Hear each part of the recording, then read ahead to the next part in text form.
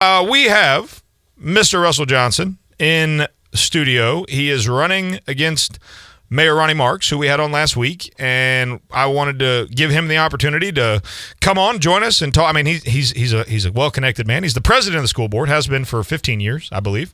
And 10 as president, 15 on the school board. 15 on the school board. That's more than Dallas has been alive. And no, I'm kidding. He's 18, so close. But no. So Russell, tell us a little bit about yourself.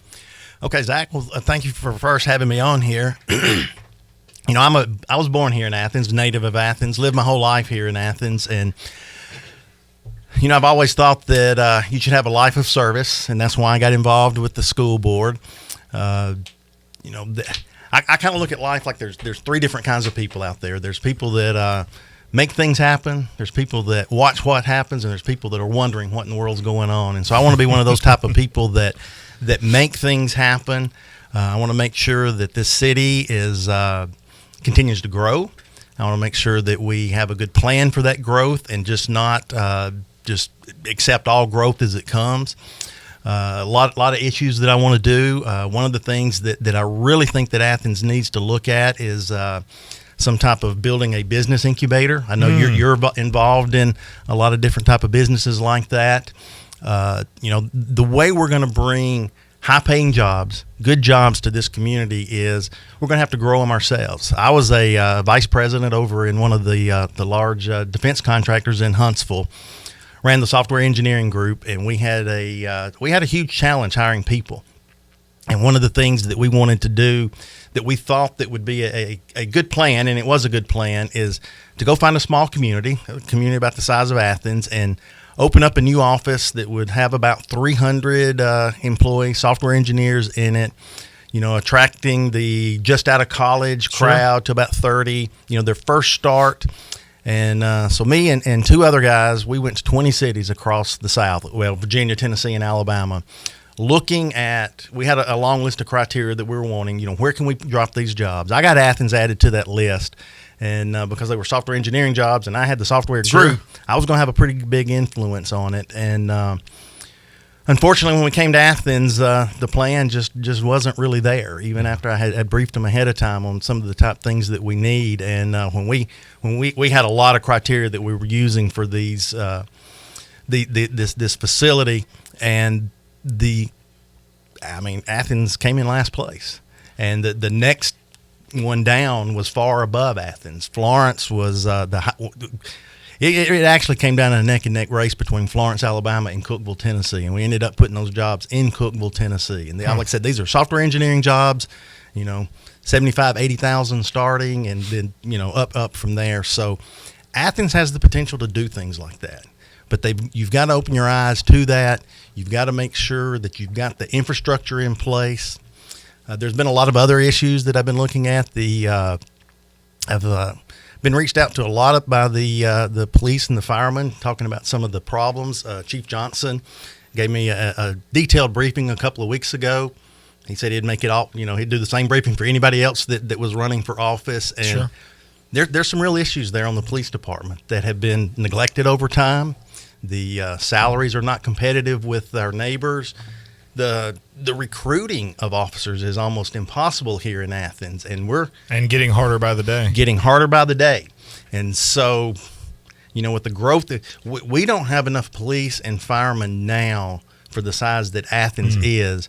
But then you add all of this growth in there, it's going to become a critical problem. And I posted something on my website last week about it, and then I did see the mayor where he brought it up in Monday night's council meeting. So I hope that we can get something going there with that. But, you know, it's not just the number of police officers, it's the location, the recruiting. And like I said, we had to do some innovative things at my company to hire people. So let's put some of those kind of creative things into the city.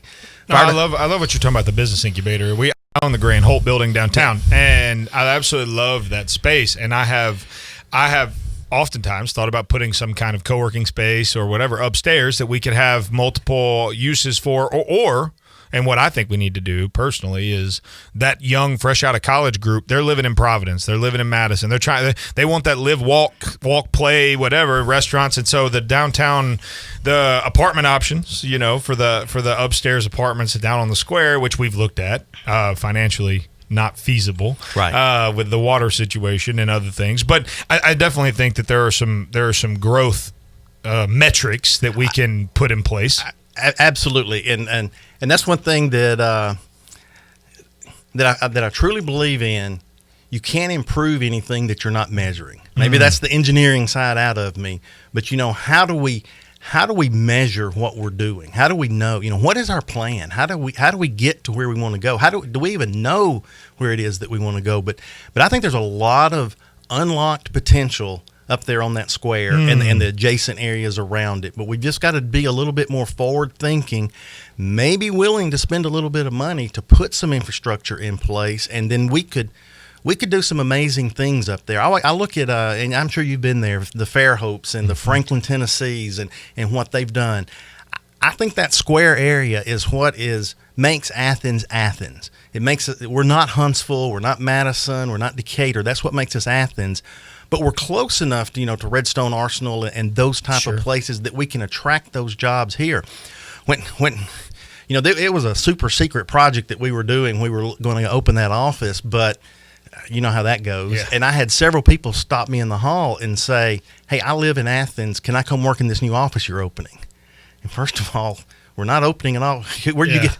Yeah. And if I told you, I'd kill you. Yeah. And then, hey, my whole career was spent in the intelligence agency, so I understand that phrase. But we lose a lot of tax dollars just people going to Huntsville. If I want to start a Buy Athens First plan. There's a study out there that talks about the tax leakage to our surrounding counties. Let's recover some of that. Let's get these people back in Athens, staying here. At least if you're working in Huntsville, buy your gas in Athens before you go. That's one thing that I always tried to do. There's many a time when I was driving back from Huntsville all those years that I was like, I hope I can get back to that gas station in Athens to just buy my gas here. Just those tax dollars. We got to keep them here in the town, and we got to attract the people here.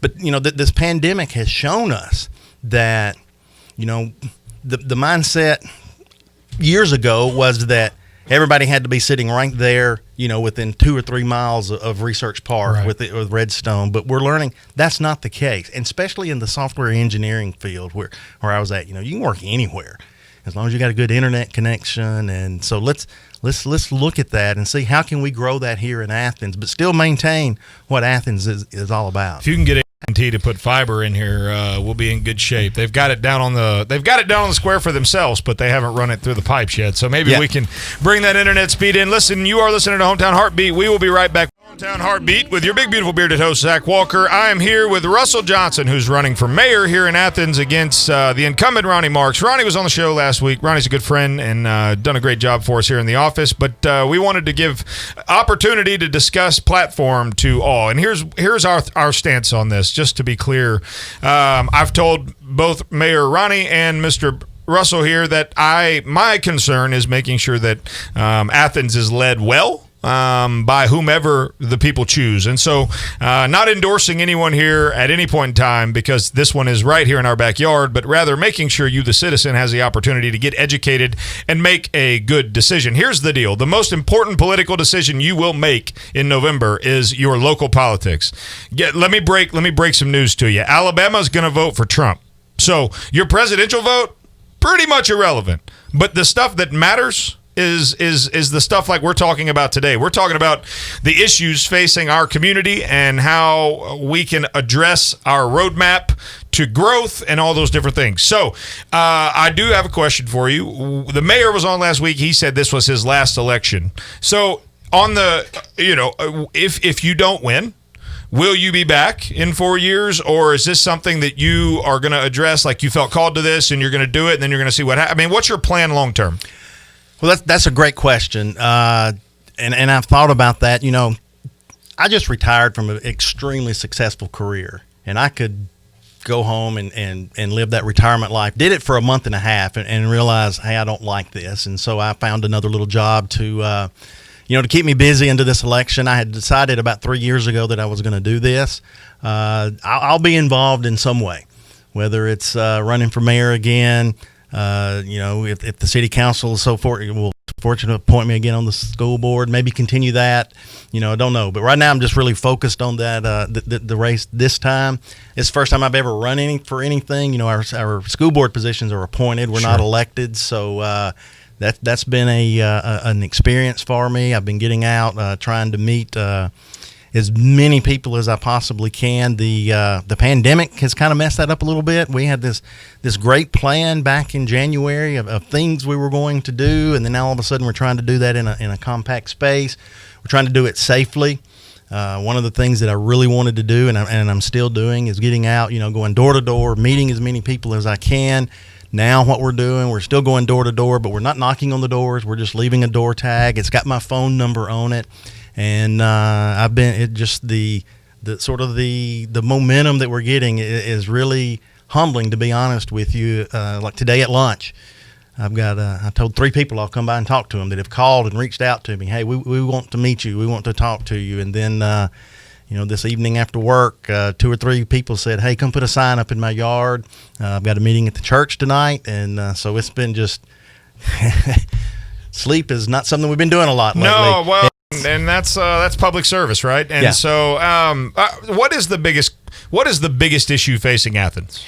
I think the biggest issue that we've got is some infrastructure issues, and not just infrastructure. You're talking about getting 72 lights synced up at the same time? Is that the infrastructure you're talking about? I would like to lay that in the mayor's lap, but we know that that's a state thing. I hope that they're doing everything that they can to get those synced up. But yes, I have been fighting those 72 lights for quite a while. But so has the mayor. His stance was if he could just get those synced up, he wouldn't have to worry about re-election. And he's not wrong on that. Yeah. So.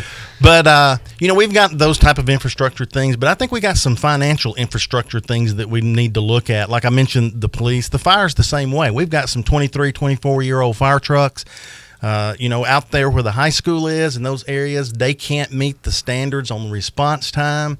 They probably need 1, if not 2 new fire stations. So, how do we get those built? We've got to put together a long-term plan and phase it in. These problems can't be fixed in just one, budget cycle. It's going to take multiple cycles to do that.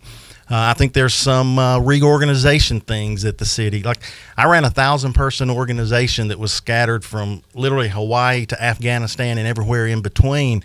And you've got to make sure you've got a high-functioning organization to do that. There's no way one person can manage 1,000 people. So you got to get the right people in the right places, give them the tools that they need to be successful in their jobs, and then get out of their way. Just get out of their way and let the professionals. I don't know what it takes to be a policeman. I don't know what it takes to be a fireman or run the sanitation department. But I know good leadership when I see it. And we can make sure that we've got that in place and that they've got the tools that they need. Another thing that's, I came out of the high-tech software industry, and I was at a city council meeting the other night, and they were talking about managing the cemeteries with a spreadsheet. And I'm like, God, this is 2020. This is not 1980. Let's do it. And fortunately, they did buy some software to address that. But there's other inefficiencies. You go to the council meetings and you see the councilman, with these stacks of paper.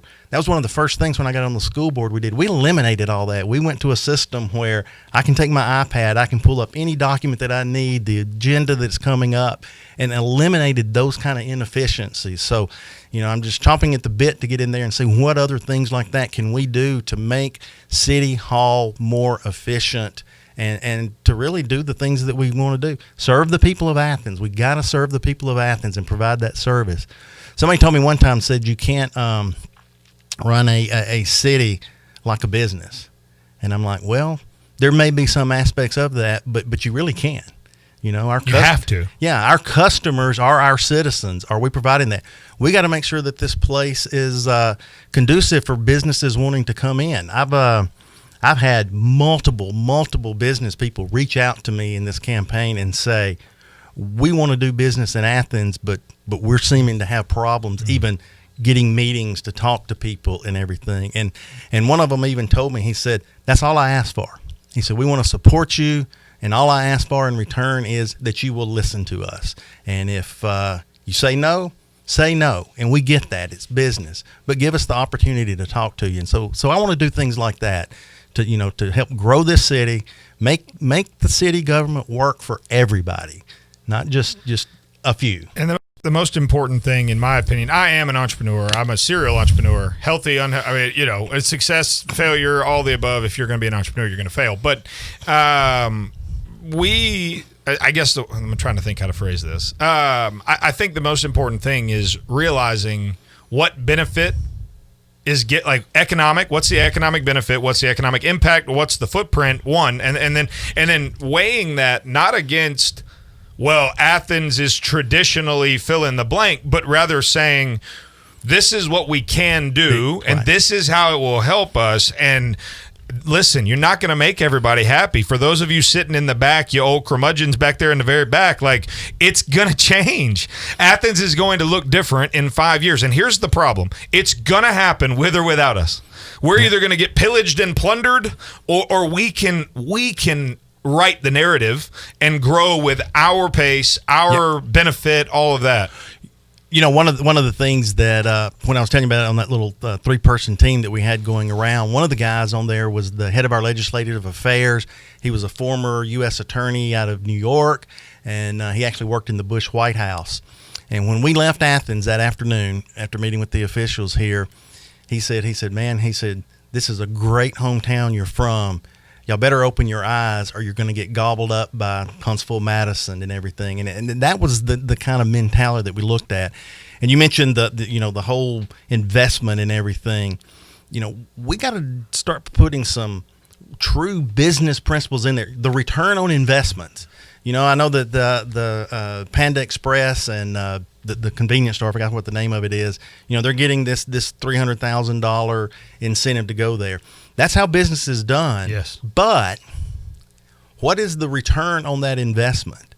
Is that convenience store especially, are they going to bring new tax dollars to us, or are they just going to take it away from the Jiffy that's right across the store, across the street?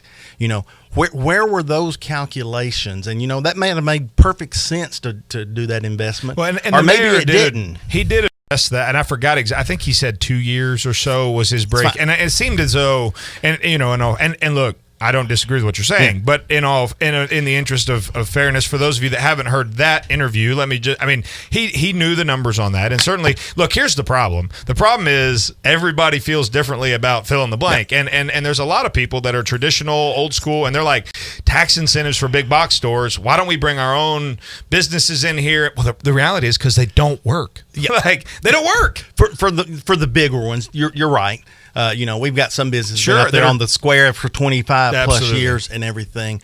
But, it's just something that we've got to look at. We've got to make sure that being intentional. There you go. And having a plan. One of the things, I don't know if you were in Athens, former mayor used to have a blog that every week, and he talked about a lot of times about where he was going to eat and who he had met and everything. But that's something I intend to bring back, a weekly, here's what's going on in the city. Sure. I've got several committees already set up, especially on this business incubator. I've got people lined up ready to say, hey, I want to be a part of that. Some businessmen, some bankers and everything. Yeah, you can add me to that list. I will. We would certainly be interested in. Look, we're running out of time. Here's our last segment this morning. We have Russell Johnson, candidate for mayor in Athens, on. Mr. Johnson, I'm going to give you the final word here. Give us sound off. Whatever it is that's on your mind, I'm going to give you the final word. Well, I'm new to this political game, and I want to do what's right from Athens. This is my hometown. I've raised 2 families here. I have 2 grandkids that I'm raising here. My oldest son that lives here, he says, I'm not going to vote for you till you promise you'll bring a Whataburger here. And I told him, I said, I don't know that I can do that. But I just want to make sure that Athens is doing things smart, that they have the right leadership in place, and that we have a plan. And we have a way to get to that plan. It's easy to say we want to do this, this, and this. Well, how do you get to this, this, and this? You've got to make sure that you do that. And I appreciate you being here, and I wish you luck on your show. Well, and we'll have to have you You've been listening to Hometown Harvey this morning. Russell Johnson, candidate for mayor, joining us. Listen, grab the podcast, hometownharvey.com, hometownharvey.com. Click on Listen Live, podcast, or watch live. We love you, and we will talk to you guys tomorrow. Have a great day.